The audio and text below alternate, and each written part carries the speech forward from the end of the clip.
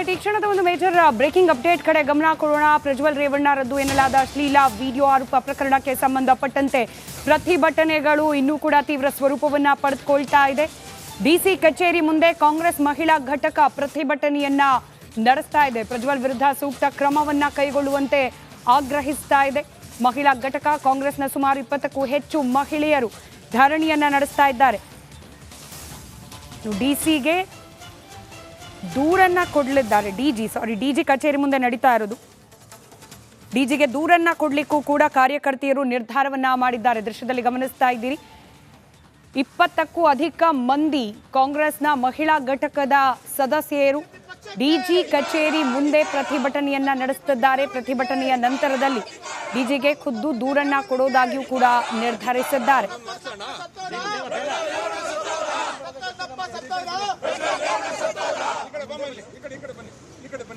ಕಾಮುಕನ ರಕ್ಷಣೆಗೆ ನಿಂತಿರುವ ನರೇಂದ್ರ ಮೋದಿಗೆ, ಕಾಮುಕನ ರಕ್ಷಣೆಗೆ ನಿಂತಿರುವ ನರೇಂದ್ರ ಮೋದಿಗೆ, ಕಾಮುಕನನ್ನು ರಕ್ಷಿಸುತ್ತಿರುವ ನರೇಂದ್ರ ಮೋದಿಗೆ.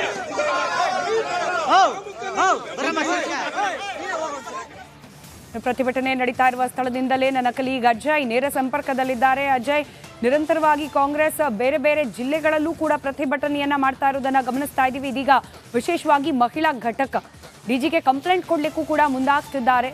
ಡೀಟೇಲ್ಸ್ ಹಂಚ್ಕೊಳ್ಳೋದಾದ್ರೆ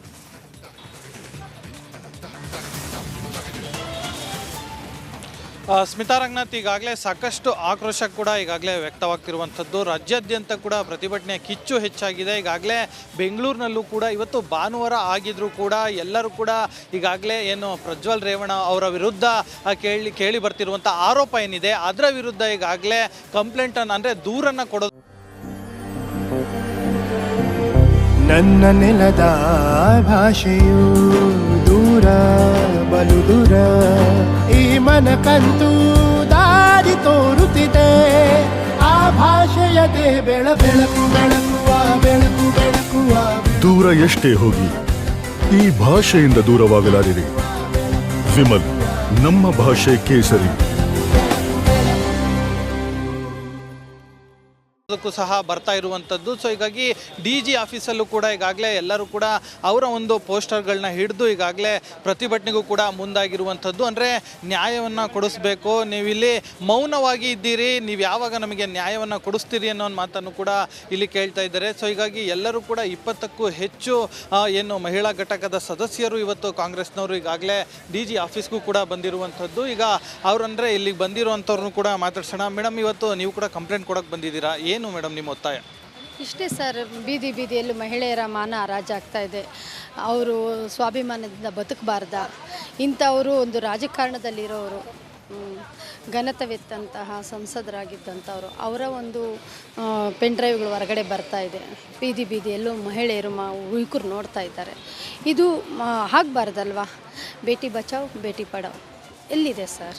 ಪ್ರತಿಯೊಂದು ಹಂತದಲ್ಲೂ ಮೋದಿ ಸರ್ಕಾರ ಮೌನವಾಗಿದೆ. ಅವ್ರದ್ದೇ ಒಂದು ಒಟ್ಟು NDA ಒಂದು ಸಮ್ಮಿಶ್ರ ಇದರಲ್ಲಿ MP ಆಗಿ ನಿಂತಿರೋ ಅಂಥವ್ರು, ಚುನಾವಣೆಯಲ್ಲಿ ನಿಂತಿರೋವಂಥವ್ರು, ಅವರು ಈ ಥರ ಕೆಲಸ ಮಾಡಿದ್ದಾರೆ, ಮೌನ ವಹಿಸಿದ್ದಾರೆ. ಯಾಕೆ ಕೇಂದ್ರ ಸರ್ಕಾರ ಇದನ್ನ ಕೂಡಲೇ ಅವ್ರನ್ನ ಬಂಧಿಸಬಾರ್ದು? ಮಹಿಳೆಯರಿಗೆ ಬೀದಿಯಲ್ಲಿ ಆಗ್ತಾ ಇರೋ ಅನ್ಯಾಯ ಆಗಬಾರ್ದಲ್ವ? TV ಮಾಧ್ಯಮಗಳಲ್ಲಿ ಆ ಮಹಿಳೆಯರು ಅವರ ಮನೆಯವರು ಏನಂತಾರೆ? ಅವರು ಬಡವರು ಅಂತನಾ? ಮಹಿಳೆಯರಿಗೆ ಯಾವಾಗ ಸ್ವಾತಂತ್ರ್ಯ ಬರ್ತದೆ?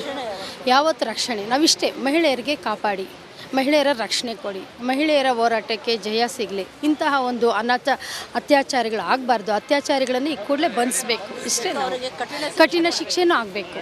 ಅಲ್ಲ, ಕುಮಾರಣ್ಣವ್ರು ಹೇಳಿದ್ರು ದಾರಿ ತಪ್ಪಿದ್ದಾರೆ ಹೆಣ್ಮಕ್ಳು ಅಂತ.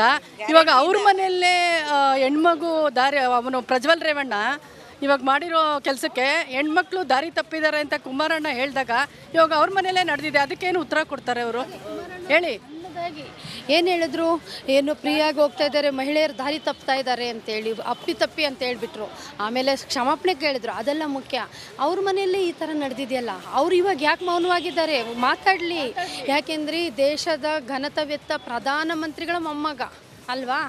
ಅವರು ಸಾಮಾನ್ಯರಲ್ಲ. ಮಹಿಳಾ ಆಯೋಗದ ಅಧ್ಯಕ್ಷೆ ನಾಗಲಕ್ಷ್ಮಿ ಚೌಧರಿ ಅವರು ದೂರವಾಣಿ ಸಂಪರ್ಕದಲ್ಲಿ. ನಾಗಲಕ್ಷ್ಮಿ ಚೌಧರಿ ಅವರೇ, ಈಗ ಪ್ರಜ್ವಲ್ ರೇವಣ್ಣ ಅವರ ವಿರುದ್ಧವಾಗಿ ಕೇಳೋಕೆ ಸಿಕ್ಕಿರೋ ಗಂಭೀರ ಆರೋಪ ಕಾಂಗ್ರೆಸ್ನಿಂದಲೂ ಕೂಡ ಪ್ರತಿಭಟನೆ ನಡೀತಾ ಇದೆ. ಹಾಗೆ ದೂರು ದಾಖಲಿಸಲಿಕ್ಕೂ ಕೂಡ ಮುಂದಾಗ್ತಿದ್ದಾರೆ ಮಹಿಳಾ ಆಯೋಗ. ಈಗ ಆಲ್ರೆಡಿ ಈ ಪ್ರಕರಣದಲ್ಲಿ ಅತ್ಯಂತ ಗಂಭೀರವಾದ ನಿರ್ಧಾರಗಳನ್ನ ಕೈಗೊಂಡಿರೋದು. ಏನ್ ಹೇಳ್ತೀರಿ ಇಂಥ ಸಂದರ್ಭದಲ್ಲಿ? ಈಗ ಸಂತ್ರಸ್ತೆಯೊಬ್ರು ದೂರು ದಾಖಲು ಮಾಡಿದ್ದಾರೆ. ಅದು ಆದ್ರಿಂದ ಈ ಒಂದು ಪ್ರಕರಣಕ್ಕೆ ಶಕ್ತಿ ಬಂದಿದೆ. ಸೊ ಈ ದೂರನ್ನ ನಾನು ಹಾಸನ SP ಮತ್ತೆ IG ಅವ್ರಿಗೆ ಸಹ ಫಾರ್ವರ್ಡ್ ಮಾಡಿದ್ದೀನಿ. ಆಮೇಲೆ SP ಅವ್ರ ಜೊತೆ ಸಹ ಮಾತಾಡಿದ್ದೀನಿ. ಆ ಹೆಣ್ಮಗಳಿಗೆ ಸೂಕ್ತವಾದಂತ ಭದ್ರತೆಯನ್ನ ಕೊಟ್ಟು ಮತ್ತೆ ಆ ಸ್ಟೇಟ್ಮೆಂಟ್ಸ್ ಎಲ್ಲ ರೆಕಾರ್ಡ್ ಮಾಡಿಕೊಂಡು ಇವತ್ತು FIR ಎಲ್ಲ ಆಗತ್ತೆ. ಈ ನಿಮ್ಮ ಕಿವಿಗೂ ಬಿದ್ದಿರೋ ಹಾಗೆ ಸಾಕಷ್ಟು ಮಂದಿ ಹೆಣ್ಮಕ್ಳು ಅಂತ ಹೇಳಿ ಅಂತಂದ್ರೆ ಎಕ್ಸಾಕ್ಟ್ ನಂಬರ್ಸ್ಗಳು ಗೊತ್ತಿಲ್ಲ ಅಂತಂದ್ರೂ ಕೂಡ ಕೇವಲ ಒಬ್ಬಿಬ್ರಲ್ಲ, ಸಾಕಷ್ಟು ಮಂದಿ ಹೆಣ್ಮಕ್ಳಿಗೆ ಈ ರೀತಿಯಾಗಿ ದೌರ್ಜನ್ಯ ಆಗಿದೆ ಅನ್ನೋ ಆರೋಪ ಇದೆ. ಸೊ ಮಹಿಳಾ ಆಯೋಗ ಈ ನಿಟ್ಟಿನಲ್ಲಿ ಯಾವ ರೀತಿಯಾಗಿ ತನಿಖೆಗೆ ಮುಂದಾಗುತ್ತೆ ಅಥವಾ ಪೊಲೀಸ್ ಕಾನೂನಾತ್ಮಕವಾಗಿ ಕ್ರಮ ಕೈಗೊಳ್ಳಬೇಕು ಅಂತ ಹೇಳಿ ಯಾವ ರೀತಿ ಇನ್ಸಿಸ್ಟ್ ಮಾಡೋ ಸಾಧ್ಯತೆ ಇದೆ ಆಯೋಗದ ಕಡೆಯಿಂದ ಅಂತ? ಈ ಒಂದು ಕೃತ್ಯದ ಹಿನ್ನೆಲೆಯಲ್ಲಿ ಇದರ ಸೂಕ್ಷ್ಮತೆಯನ್ನ ಅರಿತುಕೊಂಡು ನಾನು ಮಾನ್ಯ ಮುಖ್ಯಮಂತ್ರಿಗಳಿಗೆ ಪತ್ರ ಬರೆದಿದ್ದೆ, ಮತ್ತೆ ಗೃಹ ಸಚಿವರಿಗೂ ಬರೆದಿದ್ದೆ. So police ಮಹಾನಿರ್ದೇಶಕರಿಗೂ ಬರೆದಿದ್ದೆ. ನಾನು ಈ 4 ದಿನಗಳ ಹಿಂದೆನೆ ಇದನ್ನ ಬರೆದಿದ್ದೆ. ಅದಕ್ಕೆ ಈಗ ಮುಖ್ಯಮಂತ್ರಿಗಳು ಅದಕ್ಕೆ ಸ್ಪಂದಿಸಿದ್ದಾರೆ. SIT ರಚನೆ ಆಗಿದೆ, ಸ್ಪೆಷಲ್ ಇನ್ವೆಸ್ಟಿಗೇಷನ್ ಟೀಮ್. ಸೊ ಈ ಒಂದು ಕೃತ್ಯದ ಹಿನ್ನೆಲೆಯಲ್ಲಿ ತನಿಖೆ ಆಗತ್ತೆ, ಮತ್ತೆ ನ್ಯಾಯ ಸಿಗುವಂತ ಎಲ್ಲ ಸಾಧ್ಯತೆಗಳು ಇದೆ ಇದರಲ್ಲಿ. ರೈಟ್. ನೀವೇನಾದ್ರೂ ಮುಖ್ಯಮಂತ್ರಿಗಳ ಜೊತೆಯಲ್ಲಿ ಅಥವಾ ಸರ್ಕಾರದ ಯಾವ್ದಾದ್ರು ಪ್ರತಿನಿಧಿಗಳ ಜೊತೆಯಲ್ಲಿ ಡೈರೆಕ್ಟ್ ಆಗಿ ಮಾತನಾಡಿದ್ರ ಈ ಪ್ರಕರಣದ ಬಗ್ಗೆ? ಅಲ್ಲ, ನಾನು ಪೊಲೀಸ್ ಅಧಿಕಾರಿಗಳ ಜೊತೆ ಮಾತಾಡಿರೋದು ಉಂಟು.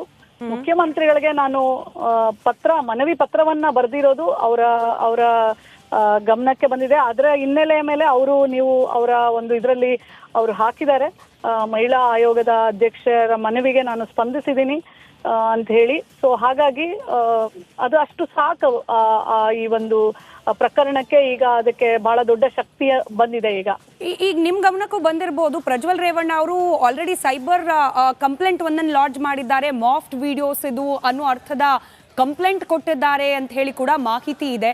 ಸೊ ಇದರಿಂದ ಏನಾದರೂ ಪ್ರಕರಣ ತನಿಖೆ ಇದ್ರ ಮೇಲೆ ಏನಾದರೂ ವ್ಯತ್ಯಾಸಗಳಾಗತ್ತೆ ಅನ್ನೋ ಅನುಮಾನಗಳಿದೆಯಾ ನಿಮಗೆ? ಇದು ನ್ಯಾಯಾಲಯಕ್ಕೆ ಸಾಕ್ಷಿಗಳು ಬಹಳ ಮುಖ್ಯ. ಎವಿಡೆನ್ಸಸ್ ಕಡೆಯವರೆಗೆ ಕಾಪಾಡಿಕೊಂಡು ಇದಕ್ಕೆ ನ್ಯಾಯ ಕೊಡಿಸುವಂಥದ್ರಲ್ಲಿ ಎಲ್ಲರ ಜವಾಬ್ದಾರಿ ಇದೆ. ಸೊ ಹಾಗಾಗಿ ಅವರ ಹೇಳಿಕೆಗೆ ನಾನು ಉತ್ತರ ಕೊಡೋದು ಸರಿ ಇರೋದಿಲ್ಲ. ರೈಟ್. Thank you. ರಿಪಬ್ಲಿಕ್ ಕನ್ನಡದ ಜೊತೆಯಲ್ಲಿ ಮಾತನಾಡಿದ್ದಕ್ಕೆ ನಾಗಲಕ್ಷ್ಮಿ ಅವರೇ. ಇದು ಮಹಿಳಾ ಆಯೋಗದ ಅಧ್ಯಕ್ಷೆ ಮಾತು. ಈಗ ಆಲ್ರೆಡಿ ಒಬ್ಬ ಸಂತ್ರಸ್ತೆ ಮಹಿಳಾ ಆಯೋಗವನ್ನು ಅಪ್ರೋಚ್ ಮಾಡಿದ್ರು. ಅವರ ಹೇಳಿಕೆಯ ಆಧಾರದ ಮೇಲೆ ಮುಖ್ಯಮಂತ್ರಿಗಳಿಗೆ ಪತ್ರವನ್ನು ಮಹಿಳಾ ಆಯೋಗದ ಕಡೆಯಿಂದ ಬರೆಯಲಾಗಿದೆ. ಮಹಿಳಾ ಆಯೋಗದ ಪತ್ರವನ್ನು ಗಂಭೀರವಾಗಿ ಪರಿಗಣಿಸಿರುವ ಸರ್ಕಾರ ಹಾಗೆ ಮುಖ್ಯಮಂತ್ರಿಗಳು SIT ನಿರ್ಮಿಸಿ ಅದರ ಅಡಿಯಲ್ಲಿ ಪ್ರಕರಣದ ತನಿಖೆ ಆಗುವಂತೆ ನಿರ್ಧರಿಸಿದ್ದಾರೆ. ನ್ಯಾಯಸಮ್ಮತವಾಗಿ ತನಿಖೆ ಆಗುತ್ತೆ ಅನ್ನೋ ವಿಶ್ವಾಸ ಇದೆ ಅನ್ನೋದನ್ನು ರಿಪಬ್ಲಿಕ್ ಕನ್ನಡದ ಜೊತೆಯಲ್ಲಿ ಹಂಚಿಕೊಂಡಿದ್ದಾರೆ ಮಹಿಳಾ ಆಯೋಗದ ಅಧ್ಯಕ್ಷೆ.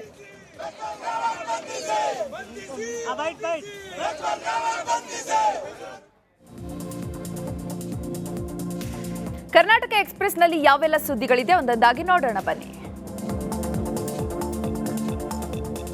ಪ್ರಜ್ವಲ್ ರೇವಣ್ಣದು ಎನ್ನಲಾದ ವಿಡಿಯೋ ಆರೋಪದ ಬಗ್ಗೆ ಸಚಿವ ಪ್ರಿಯಾಂಕ್ ಖರ್ಗೆ ಮೋದಿ ವಿರುದ್ಧ ಕಿಡಿಕಾರಿದ್ದಾರೆ. ಸತ್ಯ ತಿಳಿದಿದ್ರೂ ಜೆಡಿಎಸ್ಗೆ ಟಿಕೆಟ್ ಕೊಟ್ಟಿದ್ಯಾಕೆ ಅಂತ ಪ್ರಶ್ನೆ ಮಾಡಿದ್ದಾರೆ. ರಾಜ್ಯ ಬಿಜೆಪಿ ಹೋರಾಟ ಮಾಡೋದು ಯಾವಾಗ ನೊಂದವರಿಗೆ ನ್ಯಾಯ ಕೊಡಿಸ್ತೀರಿ ಅಂತ ಟ್ವೀಟ್ ಮೂಲಕ ಮೋದಿಗೆ ಪ್ರಿಯಾಂಕ್ ಖರ್ಗೆ ಪ್ರಶ್ನೆ ಮಾಡಿದ್ದಾರೆ.